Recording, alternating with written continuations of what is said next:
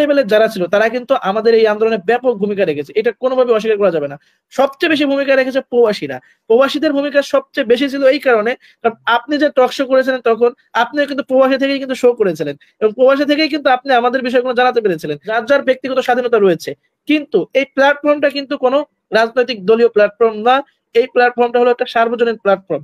অর্থাৎ এই প্ল্যাটফর্মটাকে যদি কেউ রাজনৈতিক ভাবে ব্যবহার করে, শেখ মুজিবের মতো সেই কাহিনী করার চেষ্টা করে, তবে এটা আমরা কখনোই সাপোর্ট করি না। আন্দোলন সংগ্রাম করেছে, পরবর্তীতে ক্ষমতার অংশীদারিত্বের মধ্যে এদের কোনো অবদান আছে? কিচ্ছু নাই। এদেরকে কোনো জায়গায় কোনো সাইড করে একদম সাইড থেকে রাখা হয়। গরুর হাট ভাগাভাগি হবে সেটা নিয়েও বিএনপি ভাগাভাগি করছে, চালের ডিলার আসবে সেটা নিয়েও ভাগাভাগি করতেছে, মানে সবকিছুই আবার তারাই নিচ্ছে, আমাদের অংশীদারিত্ব কিচ্ছু নাই। 24-এর গণ অভ্যুত্থানে রাষ্ট্রের প্রত্যেকটি, শুধুমাত্র যারা সুবিধাবাদী ছিল, ফ্যাসিস্টের আমলে যারা সুযোগ সুবিধাবাদী ছিল তারা ব্যতীত প্রত্যেকেই এই গণ অভ্যুত্থানের সাথে শুরুতে কিংবা শেষের দিকে এর মাঝে ছিল বলতে শেখ হাসিনার পতন চায়নি বিএনপি বা তারেক রহমান, এটা উনি বলার চেষ্টা করেছে আর কি। শেখ হাসিনা এরকম বক্তব্য দিয়েছে কিনা আমি জানি না। আপনারা তো আন্দোলনে ছিলেন, মানে আসলে কোন পর্যায়ে গিয়ে ওনারা পতন চেয়েছেন? শেখ হাসিনার পতন আমরা তো এক দফা দাবি তো দেখি না, ওরা তো বারবার বলছে। আপনি সাক্ষী, আমি 15 জুলাই যখন হামলার শিকার হলাম, 16 জুলাই লাইভ টক শোতে আমার বাসায় আমার উপর গুলি চালানোর পূর্বে আমি আপনার টক শোতে কিন্তু বলেছিলাম যে যেভাবে আবু সাইদকে হত্যা করা হয়েছে, আমরা অনেক নির্যাতন স্বীকার করেছি, অনেক জেল কেটেছি, অনেকবার রিমান্ডে গিয়েছি, এইবার যদি হাসিনার পতন না ঘটাতে পারি তাহলে আর কোনদিন সম্ভব না। এটা বলেছিলাম আমি 16 জুলাই। এবং ধীরে ধীরে ধীরে আমরা কিন্তু 16 জুলাই যেটা ঘটেছিল তার থেকে কিন্তু ভয়াবহ দিনগুলো কিন্তু সামনে। আমরা তো অনেকে এটাও বলতে শুনেছি 5ই আগস্টের আগে পরে, মানে আগে কোন একটা সময়ে, যে আমরা এক দফা না, আমরা সরকারের পতন চাই না, আমরা চাই যে বৈষম্য দূর করতে, মানে বৈষম্য কোটার বিষয়টা, এটাও তো আমরা শুনেছি। এগুলো নিয়ে অবশ্যই জুলাই জুলাই যে অভ্যুত্থান, সেই অভ্যুত্থান নিয়ে অবশ্যই গবেষণা হওয়া উচিত। কারা এটার পক্ষে প্রকৃতপক্ষে ছিল, কারা ছিল না, এটা নিয়ে অবশ্যই অনেক আলোচনা গবেষণার বিষয় রয়েছে। আমরা অনেক আন্দোলনের সাথে ছিলেন, মানে বলতে যে শেখ হাসিনার পতন, এটা আপনি বলেছেন, ঠিক আছে, তখনও বলেছেন, এর আগেও আপনারা চেয়েছেন, যেহেতু আপনারা আমরা তো 2018 সাল থেকে শেখ হাসিনার পতনের বিরুদ্ধে লড়াই করে যাচ্ছি। দেখেন, প্রথমত কথা হলো এই আন্দোলনে কোন নেতা বা কোন ব্যক্তি বা কোন সমন্বয়ক কি চাইলো তার প্রতিফলন ঘটে নাই, বরং জনগণ কি চাইছে জনগণের প্রতিফলন এই আন্দোলনে ঘটেছে। যখন আপনার মনে আছে কিনা জানি না, যখন আমি কোথাও কোনো আশ্রয় পাচ্ছিলাম না, কোনো মতে রাস্তায় হাঁটতে হাঁটতে কোন রকম একটু সামান্য নেট দিয়ে আপনার টক শোতে যুক্ত হয়েছিলাম, তখন কিন্তু আমি বলেছিলাম যে এখন এমন একটা পরিস্থিতি তৈরি হয়েছে যখন কোনো সমন্বয়ক না বরং সাধারণ জনগণ প্রত্যেকে এক একজন সমন্বয়ক পরিচয়ে তারা আন্দোলন সংগ্রাম করে চালিয়ে যাবে। কারণ যেই সরকার হেলিকপ্টার দিয়ে তার নিজ দেশের জনগণের উপর গুলি চালায়, যেই সরকার স্নাইপার ব্যবহার করে, যেই সরকার তার একটা রাষ্ট্রীয় বাহিনীকে, বিশেষ করে সেনাবাহিনীর কথা যদি আমরা বলি, সেনাবাহিনী তো আমাদের এখানে সাবেক আমাদের সেনাবাহিনীর কর্মকর্তা আমার ভাই মেজর মাহফুজ ভাই আছে, যদিও তার দল নিয়ে অনেক কিছু থাকতে পারে, কিন্তু তার যে ফোর্সে যে ছিল, সে সেনাবাহিনী তো বাংলাদেশের গর্বিত ফোর্স। সেনাবাহিনীকে কিভাবে রাখা হয়েছিল? গত 15 বছর সেনাবাহিনী ছিল সবচেয়ে নির্যাতিত, বিশেষ করে সেনাবাহিনীর সৈনিক থেকে শুরু করে ক্যাপ্টেন এবং মেজর লেভেলে যারা রয়েছে তারা, এবং এরাই কিন্তু এই আন্দোলনে আমাদেরকে সবচেয়ে বেশি সহায়তা করেছে। তারা কিন্তু আমাদের দেশের জনগণের উপর গুলি চালায় নাই। তারা বলেছে, আমি অনেকের সাথে আমাদের সাথে যোগাযোগ করেছি, তারা বলেছে ডাইরেক্ট সরাসরি যে আমরা তো এই ট্রেনিং করেছি আমাদের শত্রু দেশের উপর লড়াই সংগ্রাম করার জন্য, আমরা তো নিজ দেশের জনগণকে আমরা হত্যা করবো আমাদের অস্ত্র দিয়ে, সেটা তো হতে পারে না। হ্যাঁ, কিছু কিছু অপ্রত্যাশিত ঘটনা হয়েছে, হয়তো ওই সেনাবাহিনীর মধ্যেও তো আওয়ামী লীগের দোষরা আছে, এটা তো অস্বীকার করার কোনো ওয়ে নাই। কিন্তু জুনিয়র লেভেলের যারা ছিল তারা কিন্তু আমাদের এই আন্দোলনে ব্যাপক ভূমিকা রেখেছে, এটা কোনোভাবে অস্বীকার করা যাবে না। সবচেয়ে বেশি ভূমিকা রেখেছে প্রবাসীরা। প্রবাসীদের ভূমিকা সবচেয়ে বেশি ছিল এই কারণে, কারণ আপনি যে টক শো করেছিলেন তখন আপনিও কিন্তু প্রবাসী থেকেই কিন্তু শো করেছিলেন, এবং প্রবাসী থেকেই কিন্তু আপনি আমাদের বিষয়গুলো জানাতে পেরেছিলেন। দেশে থেকে কিন্তু আন্তর্জাতিক সম্প্রদায়কে আমরা কিন্তু আমাদের দেশের বাস্তব পরিস্থিতি সেটা কিন্তু আমরা তুলে ধরতে পারিনি। টক শো গুলো চলছিল, মানে আমরা এক্স্যাক্টলি আমাদের ইন্টারনেট বন্ধ হয়ে গেছিল, টক শো থেকে নাম্বারে কল দিয়েছিলেন আপনারা, নাম্বারে কল দিয়ে সেই আপনারা টক শো সেগুলো আপনারা প্রচার করেছিলেন। এরকম একটা ভয়াবহ পরিস্থিতি ছিল, এবং আমি কিন্তু তখন বলেছিলাম যে আমার মনে হচ্ছে না যে আমি বাংলাদেশে আছি, আমার মনে হচ্ছিল যে আমি ফিলিস্তিনের গাজায় বসবাস করতেছি। এরকম একটা পরিস্থিতি ছিল। আমরা এত সহজে কিভাবে ভুলে যাই আমরা বুঝি নাই। যে আমাদের পরশ ভাসানী ভাই, আমাদের মুন্নি আপা এবং অন্য যারা আছেন, আমি সবাইকে বলতে চাই, আপনারা কি এদের ফ্যাসিস্টের কোন জায়গায় আপনি দেখতেছেন? একটা গণহত্যা চালিয়েছে। ফিলিস্তিনের যে গণহত্যা চালাচ্ছে সেটা তো ইসরায়েল চালাচ্ছে। শেখ হাসিনা তো এই দেশেরই নাগরিক, সে কিভাবে পারলো এই দেশের মানুষের উপর এরকম একটা গণহত্যা চালাতে? গত 15টা বছর গুম খুন হত্যা ধর্ষণ এমন কোন অপরাধ নাই যেটা আওয়ামী লীগের দ্বারা সংগঠিত হয় নাই। আওয়ামী লীগের সবাই খারাপ আমি সেটা বলতেছি না, এই দেশে আওয়ামী লীগের 15-20% মানুষ অবশ্যই আছে এবং সবাই কিন্তু খারাপ না। যারা আওয়ামী লীগের আমলে যারা সুবিধাভোগী ছিল না, তারা কিন্তু যারা বিবেকবান ছিল, তারা কিন্তু শেষ সময়টা কিন্তু আমাদের এই আন্দোলনকে সমর্থন না দিলেও নীরব, অন্তত পক্ষে নীরব ছিল। সেই ক্ষেত্রে আমাদের একটা অবস্থান ছিল স্পষ্ট যে 15 জুলাই থেকে 4 আগস্ট পর্যন্ত যারা আমাদের এই আন্দোলনের পক্ষে বা ছাত্র জনতার পক্ষে ছিল, তাদেরকে আমরা, সে যেই দলেরই হোক, তাদেরকে আমরা ফ্যাসিবাদের দোষর বা ফ্যাসিবাদ হিসেবে দেখি না। কিন্তু 15 জুলাই থেকে 4 আগস্ট পর্যন্ত যারা আমাদের এগেনিস্টে ছিল, যারা বিভিন্ন ধরনের গুম খুন হত্যা নির্যাতনের সঙ্গে জড়িত ছিল, যারা আমাদের আন্দোলনের বিরুদ্ধে অবস্থান নিয়েছিল, তাদেরকে অবশ্যই আমরা ফ্যাসিবাদের দোষর হিসেবে দেখি। জাতীয় পার্টির বিষয় কেন আসতেছে এখানে বারবার? জাতীয় পার্টির ভূমিকাটা কি ছিল? ওই যে 5ই আগস্টের আগে আপনি যেটা আবার যেটা বলেন যে 5ই আগস্টের আগে একবার তারা এই বক্তব্যটা দিত, একটা বার বলতো প্রকাশ্যে শুধুমাত্র, তাহলেই হতো। তাদের ছাত্র সংগঠন, তাদের সংগঠনের নেতারা পদত্যাগ কেন করতেছে? তারা তো জানে তাদের সংগঠনের নেতারা কেন পদত্যাগ করতেছে, তাদের উপর ব্লেম দিয়ে। অবশ্যই তাদের তো সেই সেটা নিয়ে তাদের চিন্তা ভাবনা করা উচিত। তাদেরকে আমি মনে করি আমরা এখন সাম্প্রদায়িক সম্প্রীতির মতো করে আমরা আমাদের রাজনৈতিক সম্প্রীতি চাই, রাজনৈতিক সম্প্রীতি চাই, জাতীয় ঐক্য চাই। সে অবশ্যই চায় যে ছাত্রদের নেতৃত্বে একটা দল তৈরি হোক, এটা জনগণের অনেকের প্রত্যাশা। জনগণ বলতে কাদেরকে বুঝি? আওয়ামী লীগও তো জনগণের দোহাই দেয়, আমরাও জনগণের দোহাই দেই। ওই সবাই সবাই জনগণ, জনগণটা আসলে কে? সবাই বলে, যার পিছনে একজন জনগণ নাই সেও বলে জনগণ, আর যার পিছনে লক্ষ লক্ষ জনগণ আছে সেও বলে জনগণ। আসলে জনতা কে আর জনতার বাইরে কে, এইটা আমাদেরকে ফার্স্টে আমাদেরকে ভেরিফাই করতে করা প্রয়োজন, আইডেন্টিফাই করা প্রয়োজন।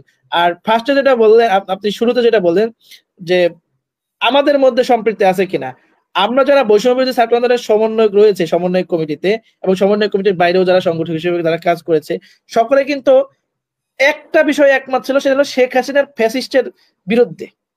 এই বিষয়ে আমাদের যে যারা যুগপৎ আন্দোলন করেছে রাজনৈতিক দলগুলো রয়েছে, তারা যেমন একটা ঐক্যবদ্ধভাবে ছিল, এখনো আমরা দেখি যে সেই হিসেবে মানে ফ্যাসিস্টের এগেনিস্টে কিন্তু সবাই কিন্তু এখন কিন্তু ঐক্যবদ্ধ এখনো রয়েছে। কিন্তু আমাদের শত্রু তখন কমন হলো, এখন কিন্তু আমাদের রাজনৈতিক প্ল্যাটফর্ম এক একজনের চিন্তা ভাবনা কিন্তু আলাদা, সবার চিন্তা ভাবনা কিন্তু সেম না। সমন্বয় কমিটিতে অনেকেই আছে যারা কোনো রাজনৈতিক দলের সাথে যুক্ত হবেন না, অনেকেই আছে যারা বিভিন্ন দলের সাথে যুক্ত হবে, কেউ ছাত্র অধিকার বা গণ অধিকারের সাথে যুক্ত হতে পারে, কেউ ছাত্র শিবিরের সাথে যুক্ত হতে পারে, বা জামায়াত ইসলামের সাথে যুক্ত হতে পারে, কেউ বিএনপি বা ছাত্র দলের সাথে যুক্ত হতে পারে। ওটা তার যার যার ব্যক্তিগত স্বাধীনতা রয়েছে। কিন্তু এই প্ল্যাটফর্মটা কিন্তু কোনো রাজনৈতিক দলীয় প্ল্যাটফর্ম না, এই প্ল্যাটফর্মটা হলো একটা সার্বজনীন প্ল্যাটফর্ম। অতএব এই প্ল্যাটফর্মটাকে যদি কেউ রাজনৈতিক ভাবে ব্যবহার করে, শেখ মুজিবের মতো সেই কাহিনী করার চেষ্টা করে, তবে এটা আমরা কখনোই সাপোর্ট করি না। এবং আপনাদেরকে আমরা বারবার যেটা বলি যে এক দুজনের বক্তব্য যে সকল সমন্বয়কের বক্তব্য, সেটা কিন্তু নয়। কারণ এইখানে আপনি দেখবেন যে আন্দোলন সংগ্রাম যারা করেছে তাদের কিন্তু অংশদারিত্ব সকলের কিন্তু নাই। ছাত্র জনতার অংশদারিত্ব কিন্তু এই বিপ্লবের অংশীদারিত্বের মধ্যে নাই, ক্ষমতার অংশীদারিত্বের মধ্যে নাই। আমি আপনাকে, আমাদের যে 158 জন লিস্ট রয়েছে, তাদের আমি আপনাকে রিকোয়েস্ট করবো, আপনি প্রত্যেকটা সমন্বয়কে একজন একজন করে আপনার টক শোতে যুক্ত করে যদি সম্ভব হয় তাদের মতামত নেবেন, দেখবেন কয়জন কোন মতামতটা দিচ্ছে। এটার মাধ্যমে আপনি হয়তো জাস্টিফাই করতে পারবেন। ওই যে আমরা যেটা বলি যে জনগণ এটা চাই, জনগণ এটা চাই, যার পিছনে একজন জনগণ নাই সেও বলে যে জনগণ এটা চাই। মানে জনগণের মাথায় কাঁঠাল বেগে খাওয়াই হচ্ছে রাজনীতি দলগুলোরই আর কি। রাজনীতিটা কি বলবো, বাংলাদেশের রাজনীতিতে একটা ব্যবসা হয়ে গেছে, নিজের আখের বিচার হয়ে গেছে।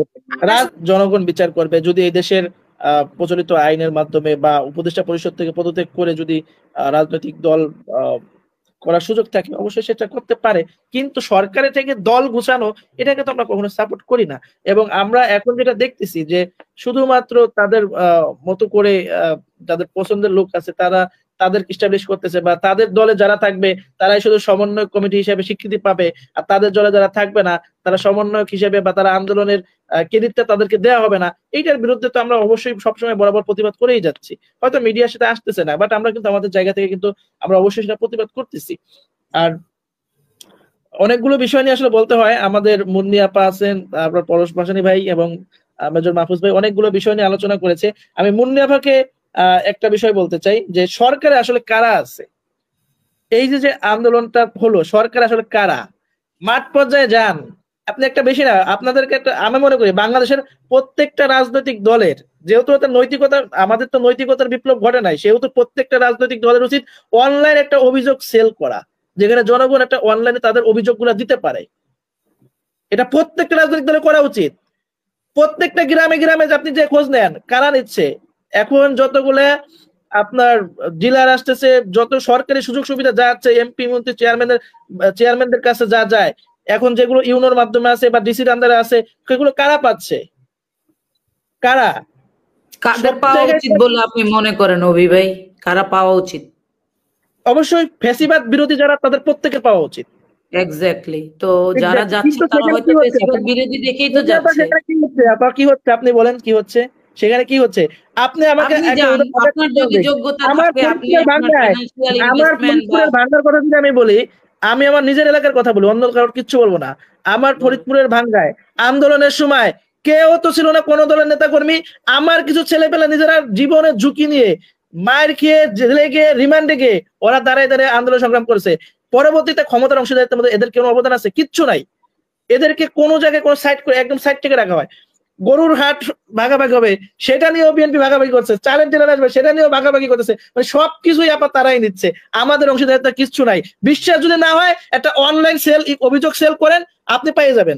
জনগণের একটা সুযোগ দেন বলার জন্য, জনগণ এভরিথিং সব বিএনপি পাচ্ছে কেন, এটাও তো আপনার চিন্তা করতে হবে। আপনারা ওইভাবে ইউনাইটেড হন। ব্যাংকগুলো তো দখল করছে। আমি ওটা বলতেছি না, যার লোক আছে সে পাবে, বিএনপির লোক আছে তাই বিএনপি পাচ্ছে, তাই না? আমি এটা কেন বলছি, আমার কথা শুনতে হবে আপনাকে। যে সরকারের, ওই যে বলতেন না সরকারে কারা, সেটার জন্য আমি বলছি সরকারে কারা এবং সরকারের সুযোগ সুবিধা কারা পাচ্ছে। আমার তো একটা ওসি নাই, আমার তো একটা ইউনো নাই, আমার তো একটা কনস্টেবলও নাই। আমাকে যদি একটা কনস্টেবল নিয়োগ দিতে হয়, নতুন করে নিয়োগ দিতে হবে। কিন্তু আওয়ামী লীগ, বিএনপি, জামাত বা যারা রাজনীতিতে দীর্ঘদিন ধরে রাজনীতিতে আছে বা যারা ক্ষমতায় আছে, তাদের কিন্তু এই লোকগুলো সেট আপ করা আছে। অতএব আমাদেরকে যদি বলা হয় যে আপনি কাকে চয়েস করবেন, আমি তো আওয়ামী লীগের লোক চয়েস করবো না, তখন আমাকে বাধ্য হয়ে আমি চেষ্টা করবো নিরপেক্ষ কাউকে। যদি নিরপেক্ষ না পাই, তাহলে বিএনপি পন্থী যে তাকে বা জামাত পন্থী যে তাকে, অন্তত ফেসিবাদ বিরোধী যে তাকে আমি সিলেক্ট করবো সেই ক্ষেত্রে, কারণ তাই না? তো সেই ক্ষেত্রে আমরা যে, আপনারা যে বারবার বলেন যে আমরা সরকারে আসি, বিষয়টা কিন্তু তেমন না। আর আমাদেরকে যে অনেকে ছাত্র বলে একটা অভিহিত করার চেষ্টা করে রাজনৈতিক দলের বিষয়ে, তাই না? তাহলে আমরা যে দীর্ঘ 7-8 বছর ধরে আন্দোলন সংগ্রাম করলাম, এগুলো কি সব ভুলে গেছেন? আমরা কি 2 মাস ধরে উদা হইছি? জাস্ট 2 মাস আন্দোলন করছি, এইগুলা কেন ভাবেন? বিএনপির অনেক বড় বড় নেতাদের সাথে আমরা জেল খাচ্ছি, রিমান্ডে গেছি, ভয়ে যখন কথা বলতে পারে নাই বুক পাইতে দিছি যে গুলি করেন, রিমান্ডে গিয়ে বলছি গুলি করেন। আমরা তো জীবনটা না বাইসে আছি, এটাই আল্লাহর রহমত। আমরা জীবনের পরও করি নাই, আগেও করি নাই, এখনো করি না। আমরা চাই রাষ্ট্রটা ভালো থাকুক, রাজনৈতিক সম্প্রীতি তৈরি হোক। রাজনীতি যে একটা ব্যবসা তৈরি হয়েছে, রাজনীতির নামে যে যার যার আখের গোছানো, টাকা কামানো, বাণিজ্য করা, এইটা বন্ধ হোক। সাধারণ মানুষ একটু ভালো থাকুক। সাধারণ মানুষের কথা বলে কোন রাজনৈতিক দল, বাংলাদেশে একটা রাজনৈতিক দল দেখাতে পারবে না যারা সাধারণ মানুষের কথা বলে সাধারণ মানুষের কাছে যায়। এবং আমরা সমন্বয়ক না, আমি আমাদের সমালোচনা সবচেয়ে বেশি করি, কারণ আমরা সাধারণ মানুষের মাইন্ডসেট নিয়ে এই সম্মানের জায়গায় আসলেও আমরা সাধারণ মানুষ থেকে অনেক দূরে সরে গেছি। সাধারণ মানুষের, আমাদের উচিত ছিল প্রত্যেকটা সাধারণ মানুষের কাছে যাওয়া, এবং প্রত্যেকটা রাজনৈতিক দলে ছিল সাধারণ মানুষের কাছে যাওয়া। কিন্তু সেই জায়গায় আমাদের দেশের কোন রাজনৈতিক দল এখন পর্যন্ত সেভাবে পৌঁছাতে পারে নাই, যার কারণে সাধারণ মানুষ এখনো কিন্তু এই দেশের একটা বৃহৎ অংশ, এই দেশের রাজনীতির প্রতি কিন্তু তাদের কিন্তু একটা অনীহা তৈরি হয়েছে। এটাই বাস্তবতা, এটা আমাদেরকে মেনে নিতে হবে। আর আরো বেশ কিছু বিষয় আমি বলতে চাইছিলাম, এখন সময় অভাবে তো বলতে পারতেছি না। আর আমার ফোনের চার্জও আসলে মাত্র 5% চার্জ আছে। সকলকে ধন্যবাদ জানাচ্ছি। শেষে একটা লাইনে আমি বলবো যে এখানে আমাদের একটা জাতীয় ঐক্য দরকার। আমাদের দেশের নাগরিককে, বাংলাদেশের প্রত্যেকটি জনগণকে আমাদের নতুন কিছু দেওয়ার চিন্তা ভাবনা করতে হবে। আমরা যেন ঐক্যবদ্ধভাবে থাকতে পারি। আমাদের মধ্যে যে প্রচলিত যে রাজনীতিটা ছিল, সেই রাজনীতিটা দূর হোক। এই রাজনীতি থেকে আমরা নতুন ধারার একটা রাজনীতি তৈরি করি, যেখানে সম্প্রীতি থাকবে। নির্বাচনে একে অপরের বিরুদ্ধে লড়াই করব, কিন্তু আমরা একই সাথে সম্প্রীতি বজায় রেখে আমরা আমাদের নির্বাচনে প্রতিদ্বন্দ্বিতা করবো। যেরকমটা ক্রিকেট, ফুটবল খেলায় হয়, এক দলে 2টি দল কিন্তু প্রতিপক্ষ থাকে, তাই না? যেই দল বিজয়ী হবে, যেই দল ভালো খেলবে সেই বিজয়ী হবে। তেমনি নির্বাচনের জায়গাটাও যে জনগণের কাছে বেশি গ্রহণযোগ্য হবে সে নির্বাচিত হবে। এটা জনগণের উপর আমরা ছেড়ে দেব। কিন্তু আমাদের মধ্যে যেন সম্প্রীতিটা যেন কোনোভাবে দূর না হয়, কারণ যখনই সম্প্রীতি দূর হয় তখনই মাথাচাড়া দিয়ে ওঠে আমাদের দেশের বিরুদ্ধে যারা কাজ করছে দেশে থেকে তারা, এবং আমাদের আন্তর্জাতিক যারা শত্রু সম্প্রদায় রয়েছে, আমরা প্রতিবেশী দেশের কথা তো আমরা সবাই জানি, তারা কিভাবে আমাদের দেশের উপর একটা আধিপত্য বিস্তার করেছে। এই দেশের প্রত্যেকটা জায়গায় এমন কোনো সেক্টর নয় যেখানে তারা তাদের নিয়ন্ত্রণ বজায় না রেখেছে, এবং এরকম একটা সিস্টেম দাঁড়িয়ে গিয়েছে। আমরা যতই সমালোচনা করি সরকারের, কেন অনেক ক্ষেত্রে সরকারের যে অনেক কিছু সরকার যে পারতেছে না, চেইন অফ কমান্ড নাই, তারপর জি, এইগুলো নিয়ে আমাদেরকে যেমন সরকারের সমালোচনাও করতে হবে, সরকারকে পরামর্শ দিতে হবে, এবং সরকারের কি কি চ্যালেঞ্জ রয়েছে সেগুলো নিয়ে আমাদের আলোচনা করতে হবে। ধন্যবাদ।